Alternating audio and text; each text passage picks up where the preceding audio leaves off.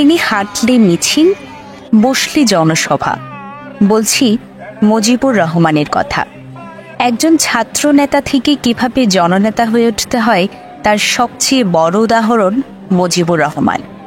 1958 সালের 1 এপ্রিল কক্সবাজার পৌরসভার 3 নং ওয়ার্ডের নতুন বাহারছড়ার স্বনামধন্য ব্যবসায়ী আলহাজ সিদ্দিক আহমেদ ও কুলসুম বাহারির সংসারে জন্মগ্রহণ করেন মুজিবুর রহমান। 2 ভাই ও 2 বোনের মধ্যে মুজিব পরিবারের দ্বিতীয় সন্তান। বিমানবন্দর সরকারি প্রাথমিক বিদ্যালয়ে মুজিবের শিক্ষা জীবন শুরু হয়। 1975 সালে কক্সবাজার সরকারি উচ্চ বিদ্যালয় থেকে এসএসসি পাশ করার পর ভর্তি হন কক্সবাজার সরকারি কলেজে। কক্সবাজার সরকারি কলেজ থেকে 1978 সালে এইচএসসি পাশ করেন। 1981 সালে বিকমে অধ্যয়নরত অবস্থায় রাজনৈতিক প্রতিহিংসার শিকার হয়ে দীর্ঘদিন তাকে পলাতক থাকতে হয়। ফলে বিকমে অধ্যয়নরত অবস্থায় তার শিক্ষা জীবনের ইতি ঘটে। ছাত্রজীবনে ছাত্রলীগের মাধ্যমে রাজনীতিতে মুজিবের হাতে কড়ি হয়। 1980 সালে কক্সবাজার সরকারি কলেজ ছাত্র সংসদের নির্বাচনে চমকে দিয়ে জিএস নির্বাচিত হন মুজিবুর রহমান। পরে 1997 থেকে 2011 পর্যন্ত 14 বছর ঝিলংজা ইউনিয়ন পরিষদের চেয়ারম্যান হিসেবে দায়িত্ব পালন করেন তিনি। এ সময় তিনি 2 বার কক্সবাজার জেলার সেরা চেয়ারম্যান হিসেবে স্বর্ণপদক পান। 2018 সালের পৌরসভার নির্বাচনে জনগণের বিপুল ভোটে মেয়র নির্বাচিত হন মুজিবুর রহমান। 5 বছর মেয়র থাকাকালীন তিনি পৌরসভার প্রতিটি অলির রাস্তা নতুন করে তৈরি করেন। এতে বদলে যায় পৌর শহরে অলিগলির চেহারা। তার আমলে তৈরি হয় অসংখ্য ড্রেন।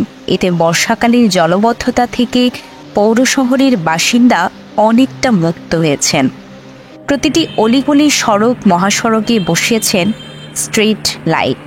এক কথায় বলা যায় মুজিবুর রহমান মেয়র থাকাকালীন পুরো পৌর শহরের চেহারা বদলে দিয়েছেন। মুজিবুর রহমানকে বলা হয় কক্সবাজারের আওয়ামী লীগের রাজনীতির আঁতুড়ঘর। বলা হয় দলের তৃণমূলের নেতাকর্মীদের শেষ আশ্রয়স্থল তিনি।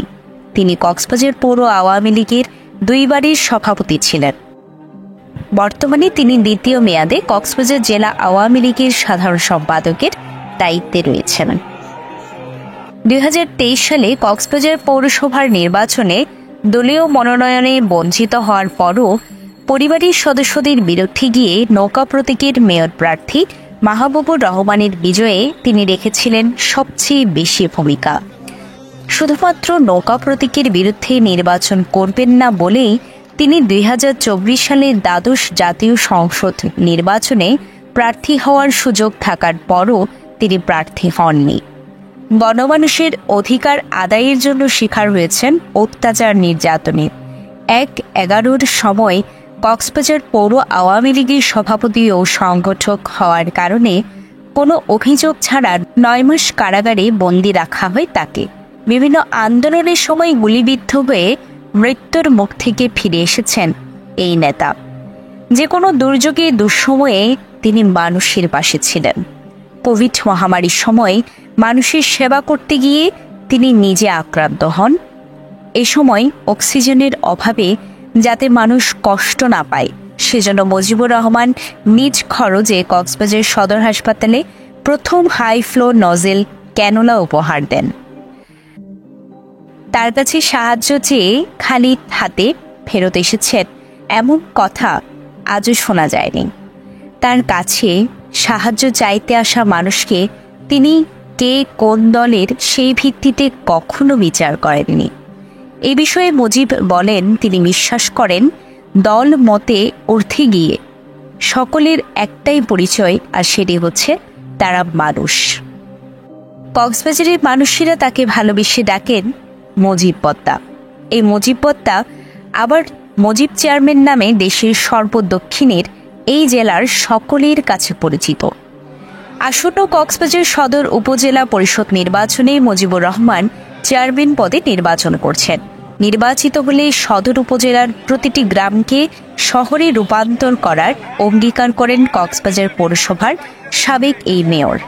তিনি আরও বলেন সব সমস্যার সমাধান করে সদর উপজেলাকে পৌরসভার দিকেও সুন্দর করে সাজাবেন। তাই আগামী 8ই মে মুজিবুর রহমানের আনারস প্রতীকে ভোট দিয়ে নির্বাচিত করার অনুরোধ জানান তিনি। News desk, CCN।